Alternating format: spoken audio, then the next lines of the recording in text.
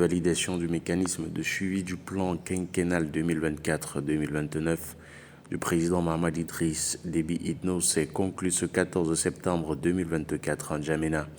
Présidé par le Premier ministre Alamaï Alina, cet atelier de 2 jours a réuni tous les membres du gouvernement pour établir une feuille de route pour les 100 actions du plan. Les participants ont validé le mécanisme de suivi essentiel pour la gestion du pays au cours des 5 prochaines années. Alina a souligné l'importance de s'approprier ce mécanisme co-construit. Le document sera formellement adopté en Conseil des ministres pour obtenir sa légitimité politique. Le ministre d'État des Affaires étrangères, son Excellence Abderrahmane Koulamala, a organisé une réception pour son Excellence Osama El Hadi, ambassadeur d'Égypte, à l'occasion de la fin de sa mission au Tchad. Koulamala a remercié l'ambassadeur pour ses efforts en faveur de la coopération bilatérale, soulignant les impacts positifs de sa mission sur l'intégration africaine. El Hadi a exprimé sa gratitude envers le Tchad pour son accueil et a convoqué les liens historiques entre les 2 pays. Cette cérémonie a célébré les avancées des relations Tchad-Égypte avec la présence de plusieurs diplomates et personnalités importantes. Des combats intenses ont éclaté le 14 septembre 2024 à El Fasher, au Soudan, où les forces paramilitaires de soutien rapide assiègent la ville depuis mai. El Fasher, la seule capitale des 5 États du Darfour encore contrôlée par l'armée.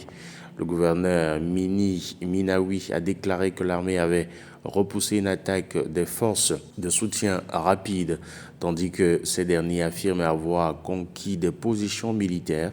Les témoins rapportent des bombardements et une situation désastreuse, avec des quartiers vides et des explosions incessantes. L'émissaire américain Tom Perriello a exprimé sa préoccupation face à la violence croissante. La guerre entre l'armée et les forces de soutien rapide débutée en avril 2023 a causé des dizaines de milliers de morts et menace de plonger le Soudan dans la famine.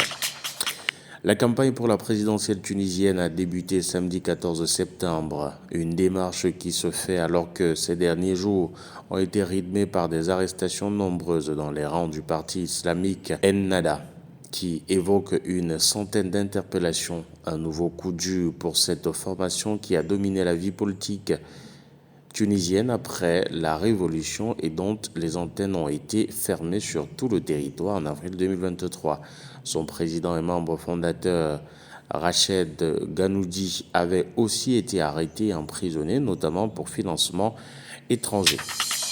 Ce 14 septembre, les magistrats tchadiens ont organisé la 2e édition de spéciales vacances judiciaires à Koundoul, près de N'Djamena.